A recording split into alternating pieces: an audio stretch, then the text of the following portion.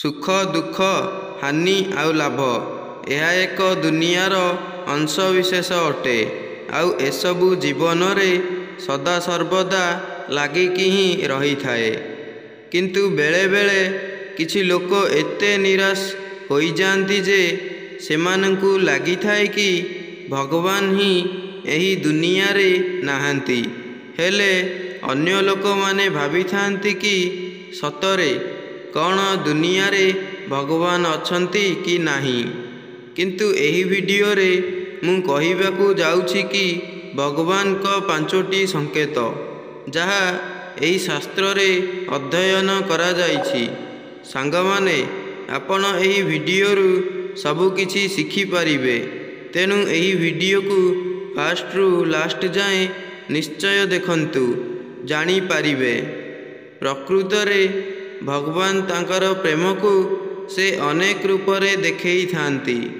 ଶ୍ରୀମଦ୍ ଭଗବତ ଗୀତାରେ ବର୍ଣ୍ଣନା କରାଯାଇଛି କି ପାଣ୍ଡବମାନଙ୍କ ମାତା କୁନ୍ତୀ ଭଗବାନଙ୍କୁ ସବୁବେଳେ ବିପତ୍ତି ହିଁ ମାଗୁଥିଲେ। କାହିଁକି ନା ଯେତେବେଳେ ପାଣ୍ଡବମାନଙ୍କ ସହ ଯୁଦ୍ଧ ଚାଲିଥିଲା ନା, ସେତେବେଳେ ମା କୁନ୍ତୀ ଯାଇ ତାଙ୍କର ପୁଅମାନଙ୍କ ସେଠାରୁ ଉଦ୍ଧାର କରିଥିଲେ। ତାପରେ ଭଗବାନ କହିଲେ କି ଆମକୁ ଏମିତି ବିପତ୍ତି ହିଁ ମିଳିଥାଉ ଯାହାଫଳରେ ତୁମର ସଂଘ ପ୍ରାପ୍ତି ହେବ।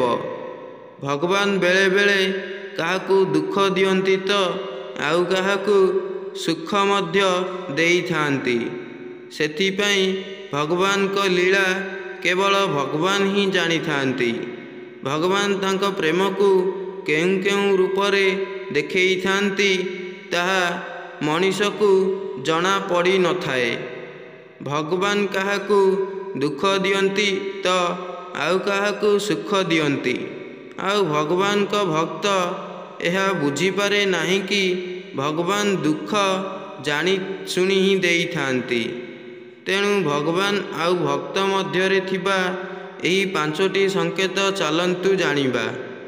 ଭଗବାନ ତମକୁ ପ୍ରେମ କରୁଛନ୍ତି କି ନାହିଁ, ସେଥିମଧ୍ୟରୁ ଗୋଟିଏ ସଂକେତ ହେଉଛି ଯଦି ଭଗବାନଙ୍କ ପ୍ରେମ ଆପଣଙ୍କ ଉପରେ ଥାଏ ନା, ତେବେ ଆପଣ ସବୁ କାର୍ଯ୍ୟରେ ବିଫଳତା ପ୍ରାପ୍ତ କରିବେ। ଆପଣ ଯେତେ ବି ଭଲ କର୍ମ କରନ୍ତୁ, ଆପଣମାନଙ୍କୁ ବିଫଳତା ହିଁ ମିଳିବ। ଆଉ ଏହି ସଂକେତ ଆମକୁ ଏହା ସୂଚାଇ ଦିଏ କି ଭଗବାନ ଆମକୁ ପ୍ରେମ କରୁଛନ୍ତି ବୋଲି। ଆପଣମାନଙ୍କୁ ଏହି ବିଫଳତା ସେ ପର୍ଯ୍ୟନ୍ତ ଦେଖିବାକୁ ମିଳିବ ଯେ ପର୍ଯ୍ୟନ୍ତ ଆପଣ ଠିକ୍ସେ ନିଜର ଉଦ୍ଦେଶ୍ୟକୁ ବୁଝିପାରୁନଥିବେ। ଆଉ ଦ୍ୱିତୀୟ ସଂକେତ ହେଉଛି ଭଗବାନଙ୍କ କୃପା ହେବା ଦ୍ୱାରା ଆପଣଙ୍କୁ ବହୁତ ଦୁଃଖ ମଧ୍ୟ ମିଳିବ।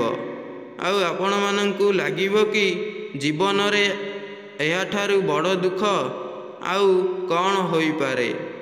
ମନୁଷ୍ୟ ଏହି ସମୟରେ ହତାଶ ହେବା ଜମାରୁ ଉଚିତ ନୁହେଁ। ଯେଉଁ ସମୟରେ କୌଣସି ବିପତ୍ତି ଆପଣଙ୍କୁ ଆସୁଛି, ତେବେ ତାକୁ ସାମ୍ନା ନ କରି ଛାଡ଼ିକି ଚାଲିଯିବା ଏହା ଏକ ମୂର୍ଖାମିର ପରିଚୟ ହୋଇଥାଏ।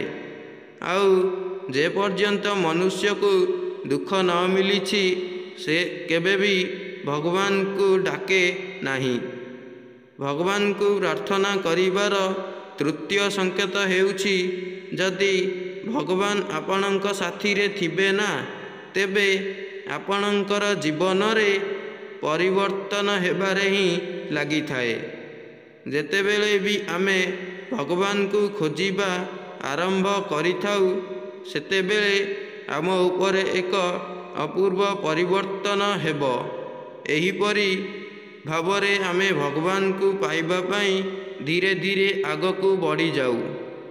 ଆଉ ଚତୁର୍ଥ ସଂକେତ ହେଉଛି ଯେବେ ଆପଣଙ୍କ ମନରେ ଭଗବାନଙ୍କ ପ୍ରତି ଗୋଟେ ରେସ୍ପେକ୍ଟ ଆସିଯାଏ ନା, ସେତେବେଳେ ଆମକୁ ସବୁ ବସ୍ତୁ ସହଜ ହେବାକୁ ଲାଗିଥାଏ। ସଂସାରରେ ଯେଉଁ ବସ୍ତୁ ପାଇବା ପାଇଁ ମୁସ୍କିଲ ହୋଇଥାଏ, ଯେପରି ଧନ ସମ୍ପତ୍ତି, ଅତି ସହଜରେ ମଧ୍ୟ ପ୍ରାପ୍ତ ହୋଇଥାଏ। ଆଉ ପଞ୍ଚମ ସଂକେତ ହେଉଛି ଆପଣ ଭଗବାନଙ୍କ ସହିତ ମିଳନ ହୋଇପାରିବେ ଏବଂ କଥା ମଧ୍ୟ ହୋଇପାରିବେ। ଯେଉଁ ବ୍ୟକ୍ତି ସବୁବେଳେ ଖରାପ କର୍ମ କରୁଥାଏ, ଭଗବାନ ସବୁବେଳେ ସେହି ବ୍ୟକ୍ତିଠାରୁ ଦୂରେଇ ହିଁ ଯାଆନ୍ତି।